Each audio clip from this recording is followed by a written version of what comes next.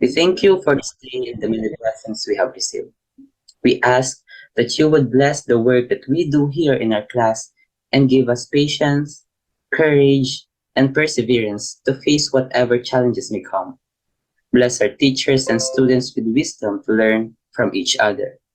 Help us to be good stewards of your creation.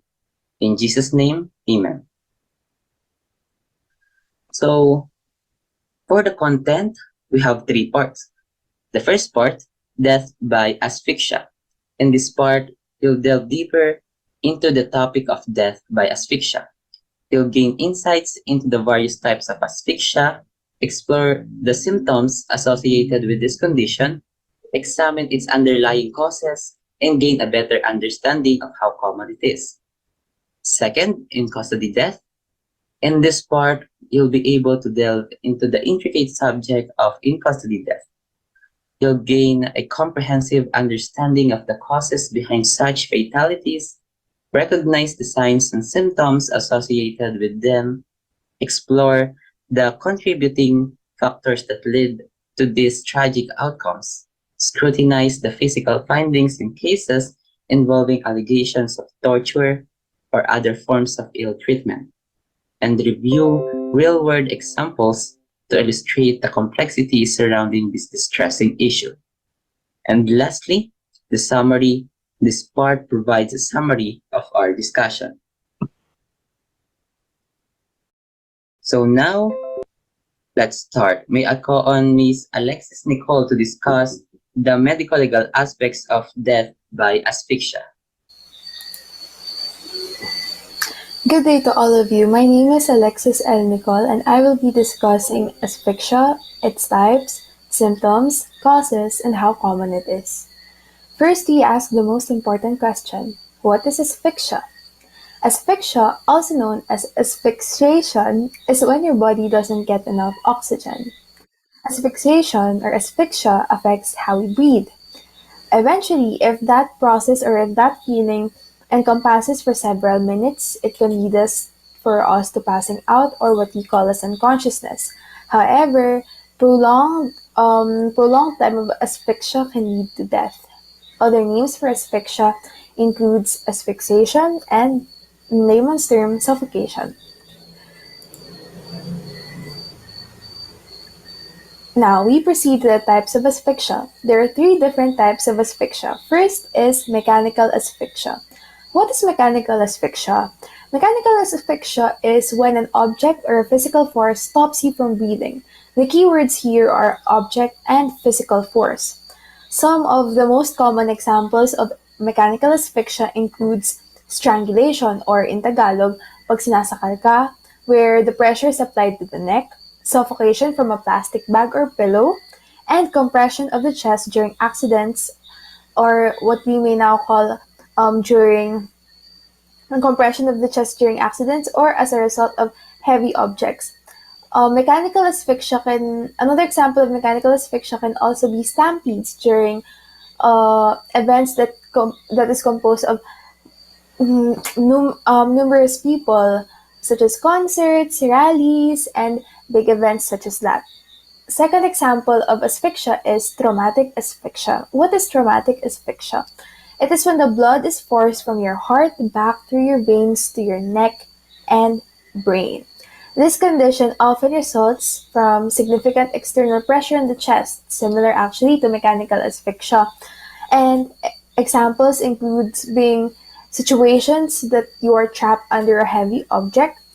Usually, accidents pag sinabing traumatic asphyxia. Experiencing, such as examples, experiencing a severe car accident with forceful impact to the chest or being caught in a crowd surge. In traumatic asphyxia, the pressure on the chest can cause blood vessels in the face and neck to rupture, eventually leading to the death of the one suffering from it. And lastly, another type of an asphyxia is perinatal asphyxia. Perinatal asphyxia from the word itself, natal, meaning something to do with babies. Perinatal asphyxia is when a baby doesn't get enough oxygen right before, during, or after birth. There are actually different types or different causes of perinatal asphyxia. It may include complications such as umbilical cord compression or in Tagalog, kapag yung sinasabi ng mga matatanda na ang umbilical cord, lumabas yung bata na nakapulupot yung umbilical cord sa kanyang leeg. That is caused actually to the misplacement in the mother's womb. And then we have also placental insufficiency. Placental insufficiency is when there is problems with the placenta of the baby. Either it can be damaged, it was not developed properly, and etc. And lastly, another cause of perinatal asphyxia is preeclampsia of the mother. What is preeclampsia of the mother? That is when high blood pressure during pregnancy. Actually, this is very important kaya OBGYNs typically tells mother typically tells mothers to be wary of their high blood pressure kasi uh, uh, one of the problems that can lead to that is an asphyxia to the child, meaning to say that the child in the womb cannot breathe properly. And then, which eventually, these causes can reduce oxygen delivery to the fetus. Another example of perinatal asphyxia is, you know, yung kapag yung bata lumalabas sa nanay na nauunang paa. That's actually considered dangerous kasi nahuhuli yung ulo, meaning to say, there's a high chance for the baby to not be able to breathe properly, and may pressure dun sa banda ng leeg ng baby. Ibig sabihin, maaari siyang masakal, leading to asphyxia or suffocation. Now we move on to the symptoms of asphyxia. There are actually many lists of symptoms of asphyxia. First and foremost, and probably the most common, is shortness of breath, or in medical term, dyspnea. Syempre, when there's force upon you that's prohibiting for you to breathe, ang tendency nun, you'll get shortness of breath, hahabulin mo yung breath mo, mahihingal ka. Kapag sinasakal ka, syempre, parang kinakapos ka ng hininga. That's what dyspnea means. Next is quick or deep breathing, hyperventilation. Hyperventilation yung, I don't know if you know it, pero ito yung mabilis ang breathing. Nag-occur to sometimes sa panic attacks. Ganon. Ganon. Ibig sabihin, quick or very deep breathing kasi hinahabol mo nga yung hininga mo. Kulang yung oxygen na pumapasok sa'yo. Next is loss of consciousness. Now, asphyxia leads to loss of consciousness kapag medyo matagal na several minutes na nag-occur yung asphyxia. That is very dangerous and can lead to can lead to other complications. Another symptoms for asphyxia includes coughing, raspy or hoarse voice kasi ang tendency if you're experiencing asphyxia, your vocal cords are being compressed as well, eventually leading to raspy or hoarse voice. Next, inability to speak. Kung hindi ka raspy magsalita, you do not have the ability to speak anymore kasi syempre, with speaking, you need to breathe. And how can you breathe if you're being strangled or let's say you're suffering from asthma, ganon. Next is face or lip discoloration. Usually the colors of these turn to red, purple, blue, or gray. Bakit ganon? This leads to those colors due to oxygen na kulang. Kulang ka ng oxygen sa katawan. So, ang tendency, magiging purple ka, naasul-asul ka, ganun. I remember actually when my late aunt died from congenital heart disease, something about heart failure. During her last days, I remember seeing her nails. Her nails literally turned purple. As in, gantong shade ng purple. And that was a scary part for me kasi that was the first time that I saw a nail turn that purple. Para siyang almost patay na. And I remember her lips being so blue. So blue talaga. So, that's what happens if you have insufficient oxygen in your bodily system. Lastly, difficulty or inability to swallow. Why? Asphyxia usually occurs here, if not in the chest, in the neck. So how can you swallow if your throat is being squeezed upon? Next, we move on to the causes of asphyxia. There are several cases and causes of asphyxia, but first is anaphylaxis. What is anaphylaxis? Anaphylaxis is a severe allergic reaction, usually from food allergies. I don't know sino dito ang may mga allergy, but usually, an allergic reaction, isa sa mga allergic reactions na nangyayari ay ang asphyxia or hindi ka makahinga. Anaphylaxis can lead to asphyxia through a rapid and severe allergic reaction that causes the airway to constrict and swell, making it difficult for the person to breathe. Kaya yung mga taong may allergies, usually meron silang prescription ng gamot para sa kanilang allergy. Para kapag kunwari accidentally silang makakain ng, let's say, meron silang allergy sa hipon. Pag hindi nila alam, tapos nakakain sila ng hipon, meron silang immediate na gamot na kanilang makukuha. Next, we have asthma. Asthma, it is caused by inflammation and muscle tightening around the airways, which makes it harder to breathe. Asthma can lead to asphyxia, a life-threatening condition when the airways in the lungs become severely narrowed or blocked due to inflammation and excessive mucus production. This narrowing restricts the flow of air into and out of the lungs, making it increasingly difficult for the affected individual to breathe. Bakit? Kasi pag inaatake ka ng asthma, nahihirapan ka huminga. Bakit ka nahihirapan ng huminga? Yun pala kasi, ang nangyayari, excessive mucus production. Tapos, dahil sa excessive mucus production, ang dami-dami mong mucus sa iyong airways, parang haharangan na yung daanan ng hangin. Kaya, nahihirapan ka huminga. Next, we have positional asphyxiation. It is when your body is in a position that blocks or obstructs your breathing. These substances that blocks or obstructs our breathing.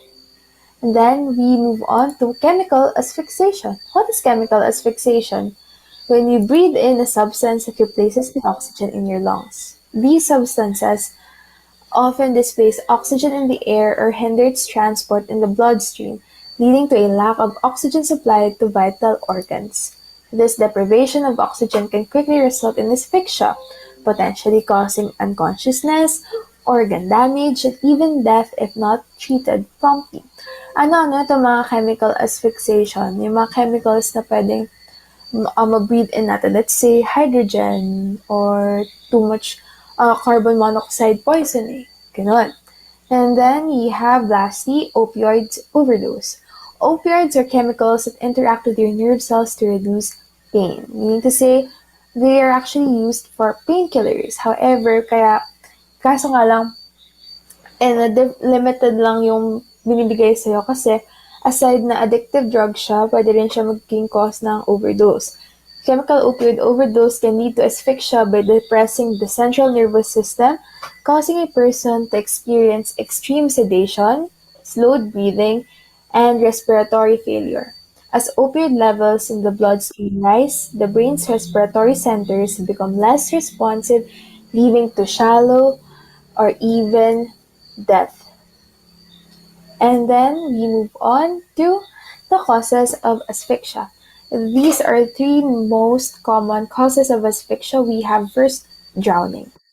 Drowning is as asphyxiation due to your head going under a liquid submersion, usually water. I remember during our PE class last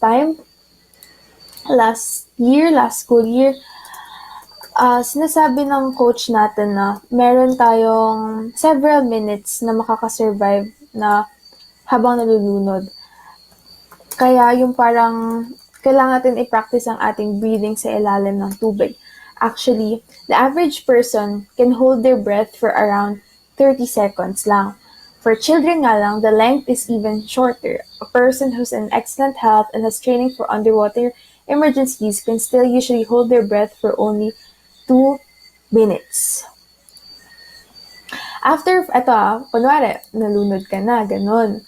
Tapos, hindi ka na nahinga. After 5 to 10 minutes of not breathing, you are likely to develop serious and possibly irreversible brain damage. Kaya, importante na if hindi ka marunong lumangoy, just stay within the shore or a part of the pool that's shallow para maiwasan ang drowning. Next is obstruction. Obstruction may result from improperly swallowing food or choking on vomit due to alcohol poisoning. Ito yung kapag ginabubulunan sa mga restaurants, kaya dapat natututo tayo ng Heimlich na technique para kapag kunwari if you know someone na nabubulunan, magawa natin yun para mailabas yung food na yun. Kaso nga lang, what happens if nabubulunan ka alone? What will you do? Actually, from what I read, pwede mo daw ilin ang iyong abdomen sa isang chair tapos repeatedly use force para yung food ay mailabas mo through your mouth. Tapos, choking and vomit due to alcohol poisoning. Actually, if, 'di ba, isa sa mga responses ng isang taong lasing ay magsuka. Kaso nga lang, kapag lasing ka, ang tendency mo din, kung hindi ka nasusuka or kapag tapos ka na sumuka, ay natutulog ka na, humihiga ka na. Ngayon, hindi ka pwedeng nakatihayang nakahiga kapag ikaw ay lasing. Kasi ang tendency nun kapag ikaw ay sumusuka or unconsciously kang may kailangan isuka, kapag nakatihaya ka, ang tendency babalik yun sa'yo, leading to choking, ganon. Kaya prescribe nun kapag lasing ka at feeling mo masusuka ka, nakatagilid ka dapat na mahiga. Lastly, we have strangulation. Strangulation is when a hand, rope, cord, or another object around your neck blocks your airway. Strangulation or pananakal. Pwede to kapag nangyayari kapag sinasakal ka ng kaaway mo, o di kaya ikaw ay magsisuicide, gano'n, nagbibigti ka, gano'n nangyayari, asphyxia. Lastly, we ask another question. How common is asphyxia? Asphyxiation is actually very common. In 2016, nearly 19,000 people in the United States died from asphyxiation. From 2018 through 2019, asphyxiation was the leading cause of accidental death in children under 1 year old. Kaya importante na yung mga bata ay laging merong adult supervision kasi even the tiniest things pwede makasakal sa bata. Ano-ano mga to? Strap ng bag, even laruan, shoelaces, ganon. Kaya dapat laging merong adult supervision ang mga bata. Good afternoon, I'm Medico Balbarina to define death in custody. Death in custody. These are the person who is in prison custody or police custody or detention as juvenile, whose death is caused or contributed to by traumatic injury sustained or by lack of proper care whilst in custody, who dies or is fatally injured in the process or police or prison officers attempting to detain that person, who dies or is fatally injured in the process of that person escaping or attempting to escape from prison custody or police custody or juvenile detention.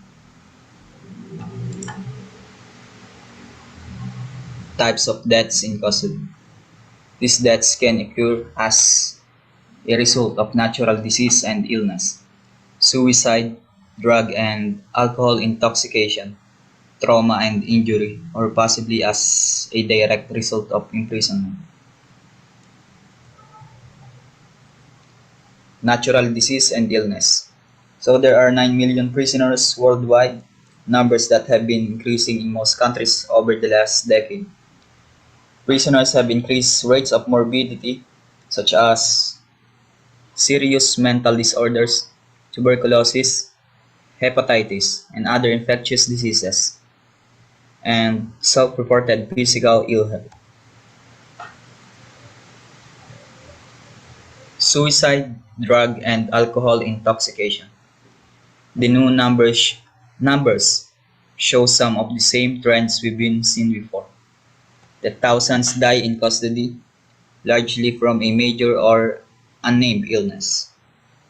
And that is revealed that an increasing share of death are from discrete unnatural causes like suicide, homicide, and drug and alcohol intoxication.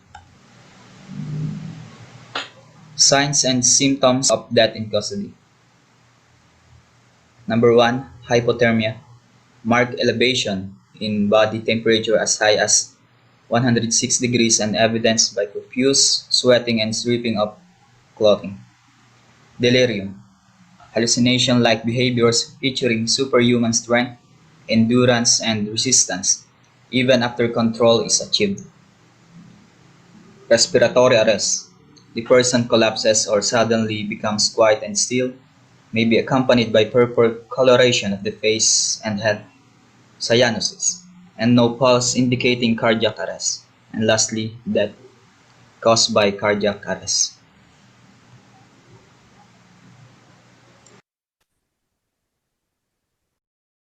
Again, good day. I'm Emmanuel Landicho and I'm going to continue the discussion about in custody death. According to the International Committee of the Red Cross, here are the factors contributing to the death in custody. First, inadequate conditions of detention. So, di ba natalakay naman sa atin, dun sa ating human rights and ethics, yung condition ng detention.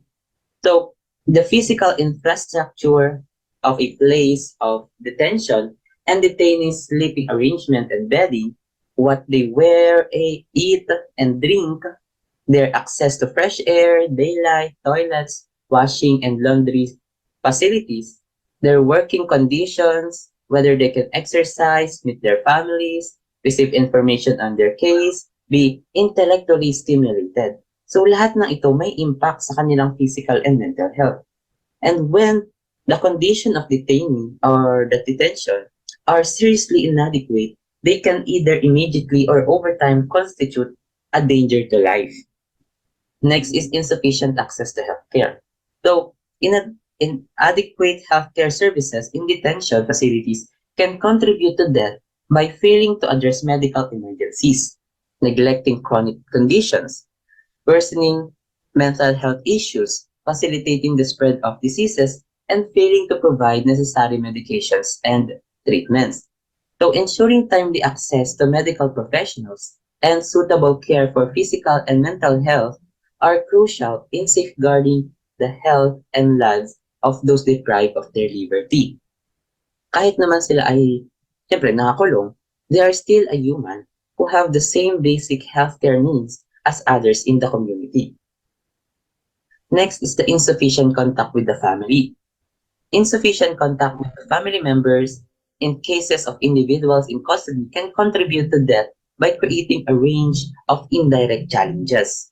These challenges include heightened psychological stress, reduced support networks, communication barriers, limited accountability, potential health impacts, and hindered legal advocacy. Such limited contact can make it more difficult for detainees to access necessary support, report the ill treatment they have experienced from the hands of other detainees or the police, receive timely medical care, and maintain oversight on their treatment within the detention system. Next is the inadequate safeguards against suicide. So, inadequate safeguards against suicide in custodial settings can lead to an increased risk of death in custody.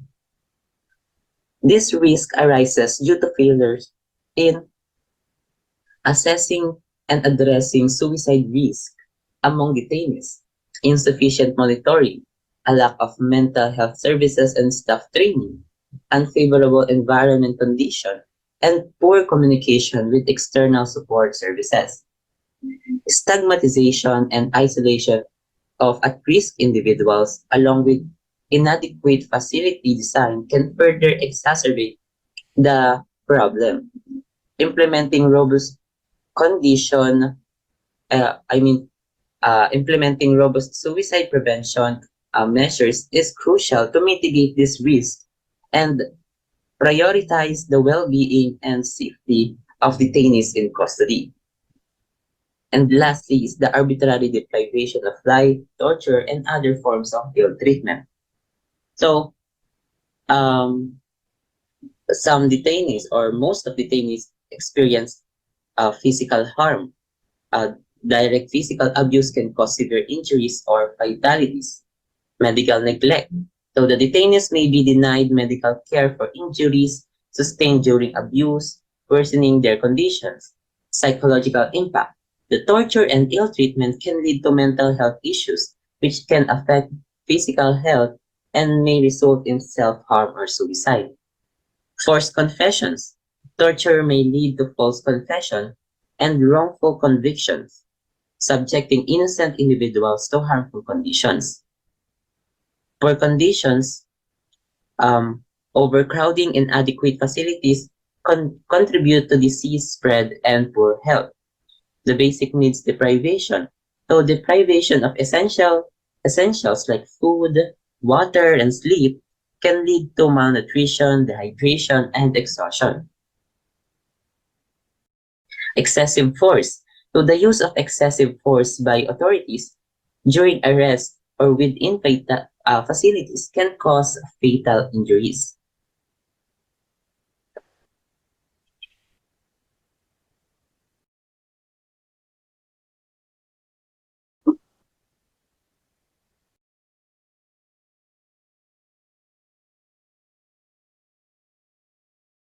So now in medical legal aspects, there are physical findings that can determine if the death experienced different forms of torture in the custody of police.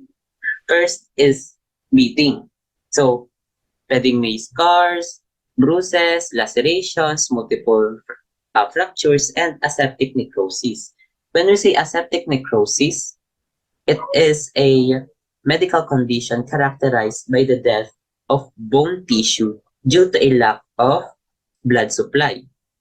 So the aseptic necrosis can result from various factors including trauma, injury, or prolonged use of high-dose medication, excessive alcohol consumption, and certain medical conditions. And sometimes the exact cause is unknown. Next is suspension or yung hanging. So pwedeng may bruises, joint injuries, prominent lividity in the lower extremities. So yung nasa picture dyan, yan yung isang example. So lividity or yung natalakay nga natin na livor mortis is a phenomenon that occurs after death in a deceased person's body. It involves the setting and pooling of blood in the lowest part of the body, typically along the dependent areas due to the lack of circulation. So as a result, blood begins to settle under the influence of the gravity. So kung makikita nyo sa paa, medyo purplish na siya, purple na siya. So yan yung, dahil nagsettle na dyan, yung blood. Minsan naman, makikita na sa ulo, sa part ng ulo, kung ang pagbitin sa kanya is pabaliktad. Next is near suffocation. Pwedeng may fecal matter and intrathoracic petechiae.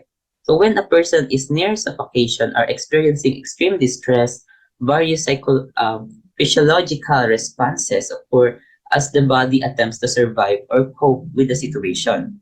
One of these responses can involve the release of fecal matter or poop, although it may not always happen and is not a universal response. So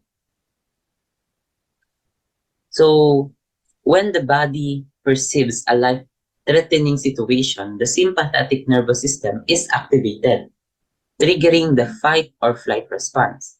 And in this state, blood is redirected away from non-essential functions, including digestion. As a result, the digestive system may slow down or stop temporarily, which can lead to the evacuation of fecal matter. And the body's response to extreme stress or suffocation may include the relaxation of sphincter muscles, including the anal sphincter. So this relaxation can lead to the involuntary release of fecal matter. Next is yung intrathoracic petechiae. So intrathoracic petechiae refer to the presence of petechiae, which yung sa when we say petechiae, yung nasa posture, yun yung mga small pinpoint-sized red or purple spots resulting from tiny blood vessel bleeding within the thoracic cavity. Intrathoracic petechiae can occur due to severe trauma, such as um, chest injury from a car accident, fall, or near suffocation.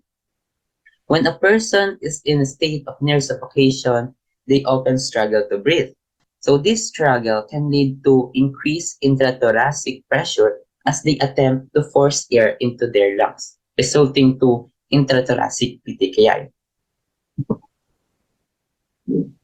Next, sexual abuse. So, nagkakaroon ng STD, pregnancy, and injuries in genitals. Forced posture. So, when we say forced posture, they are forced, so yung mga detainees, they are forced to maintain an uncomfortable or painful stance for an extended period. So, ginagawa to, yun nga, as a torture, ganun. So, magkakaroon ng dependent edema, petechiae in the lower extremities, perineal or scrotal hematomas. So, the dependent edema is a medical condition characterized by the accumulation of excess fluid in the tissues of the lower extremities, particularly sa legs, ankles, and the feet. So, forced postures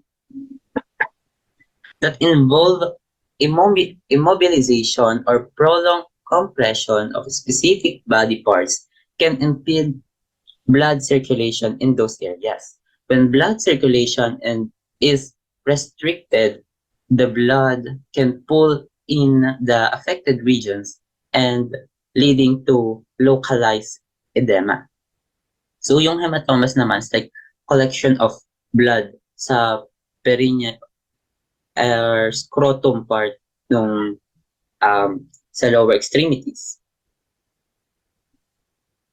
Next is dehydration.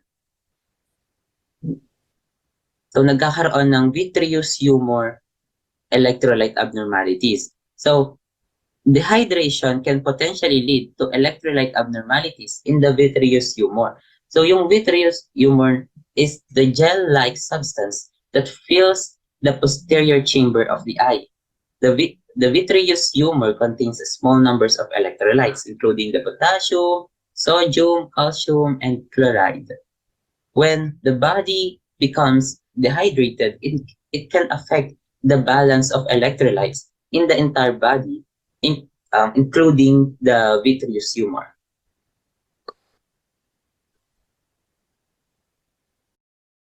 So here are the cases involving or the involving death in custody.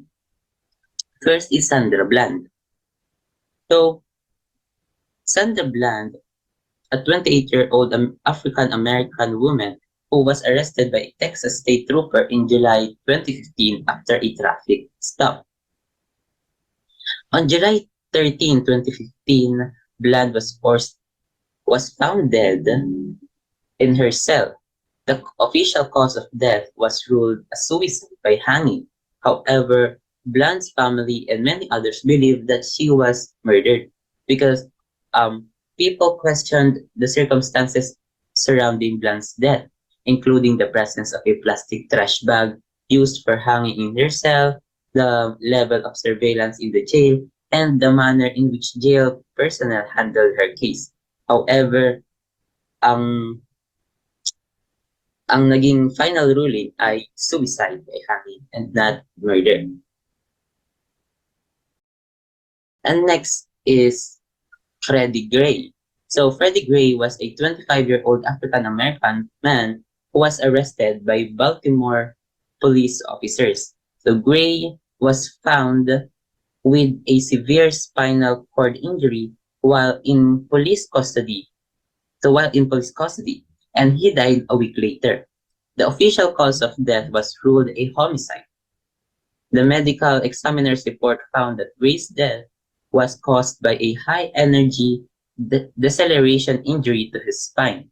The report also found that Gray had sustained other injuries, including bruises and abrasions. So, ang ruling naman dito is homicide. However, yung mga police na kasangkot ay na-acquit kasi according sa sa naging trial,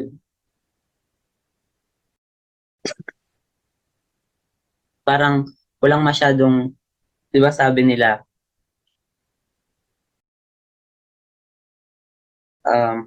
an act is criminal when the mind is criminal. Pero doon naman daw sa nangyari, wala naman daw criminal intent yung mga police.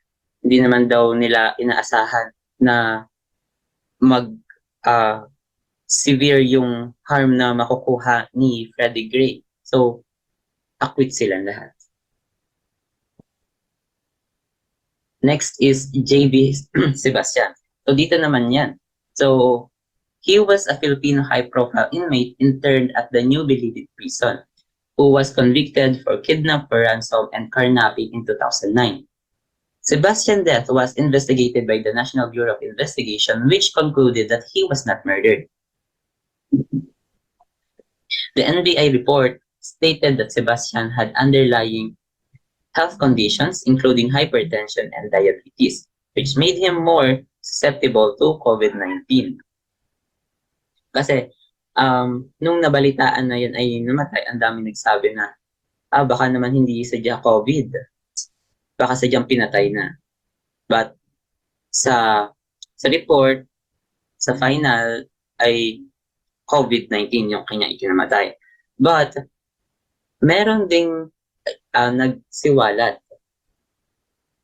May isang detainee na nag-claim na meron sadya ng mga nakakulong na namatay due to COVID-19. But meron ding iba na sadyang pinatay daw. At isa dito ay si Eugene Chua, a convicted drug trafficker who supposedly died due of cardiopulmonary arrest due to COVID-19. However, yun nga, a detainee claimed that he was actually killed. According to his medical certificate, he was suffocated by two people using a rope and a plastic bag. So now, we have a subpoena. So a subpoena is a legal order issued by court that requires an individual to provide testimony, document, or other evidence in legal proceeding. Subpoenas are commonly used in both criminal and civil cases to compel witnesses to testify or to obtain relevant documents and records. And so this subpoena, they are very essential tool in legal system. As I have said, through subpoena, they gather evidence, compel witness testimony, and ensure the orderly and fair administration of justice. So the word subpoena is derived from Latin word meaning under penalty, which emphasizes the legal obligation it imposes on the recipient. So there are different types of subpoena. So merong meron din akong apat na nilagay, and yung dalawa sa kanila, they are main type, yung subpoena ad testificandum and subpoena ducis tecum. So yung other two ay subpoena for a deposition and subpoena ad prosequendum. So subpoena ad testificandum, this type of subpoena requires the recipient to testify as a witness in legal proceeding.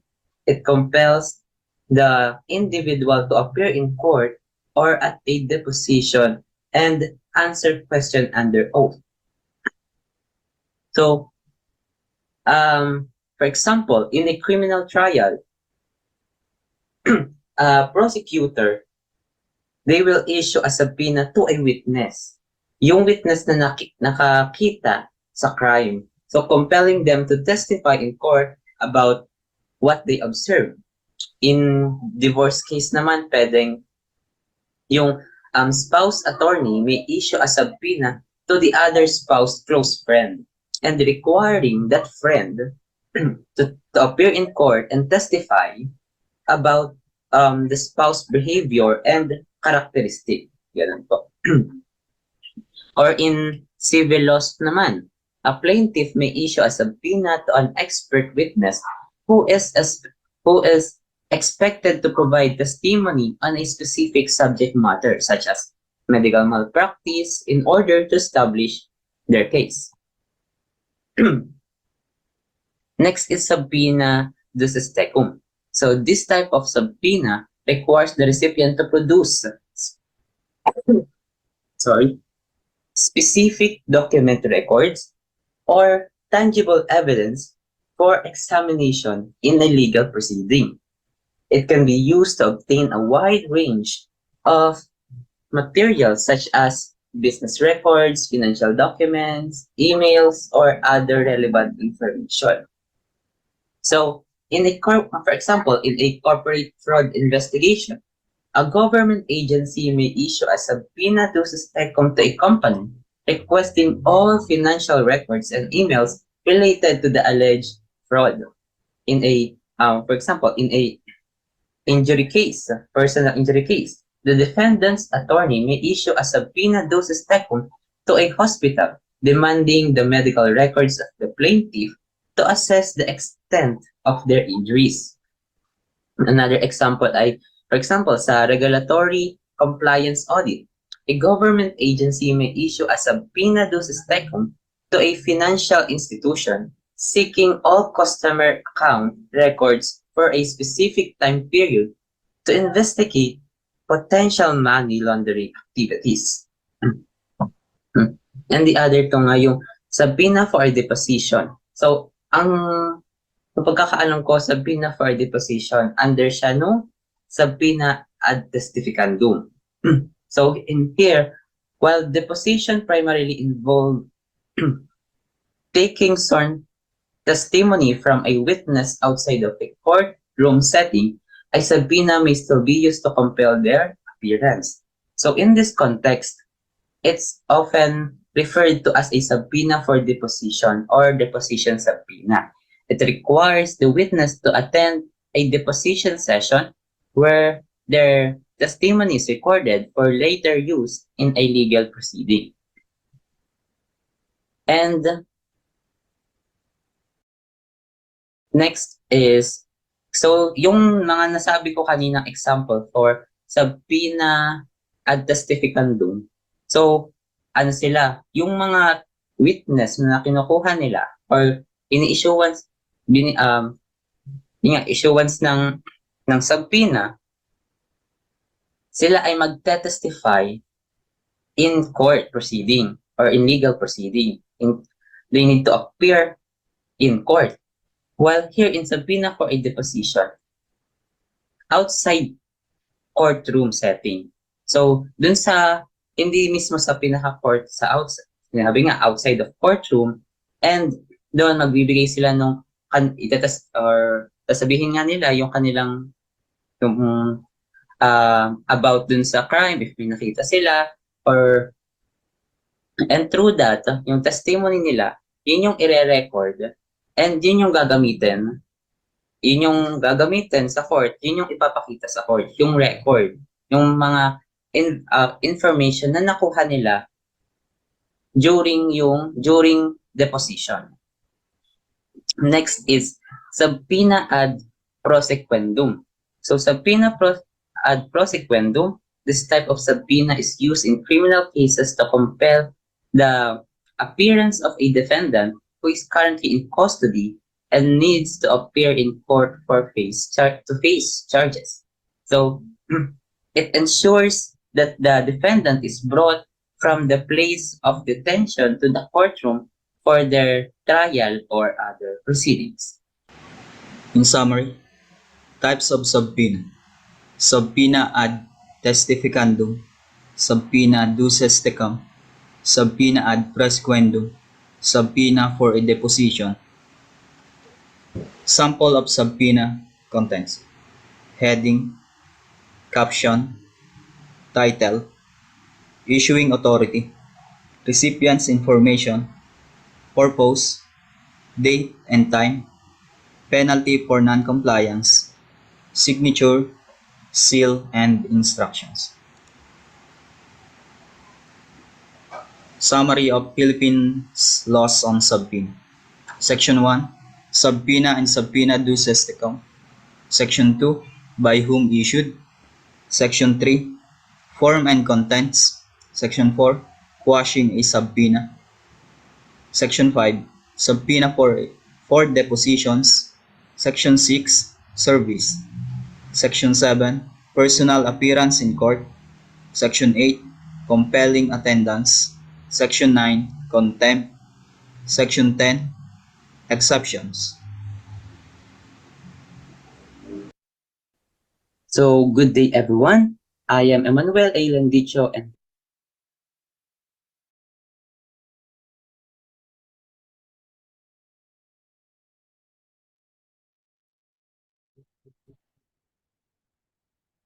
Okay na? Hello? Ano, patapos na po yung video. Ano ay? Tapos na po yung recording. Tapos na. Pakikunan na may screenshot tapos i-send sa akin. Thank you. Sige po.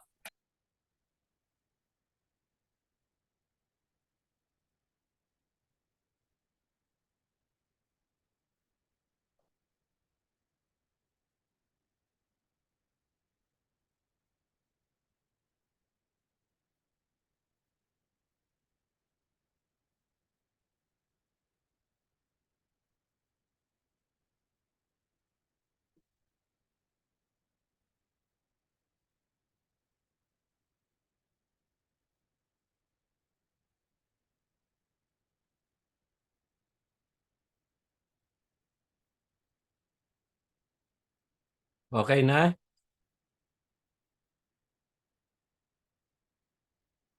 Dok, ano pong screenshot? Ano ka mo? Screenshot po ng attendance. Oo. Kunan mo ng picture yung sa screen mo. Sige po. Oo.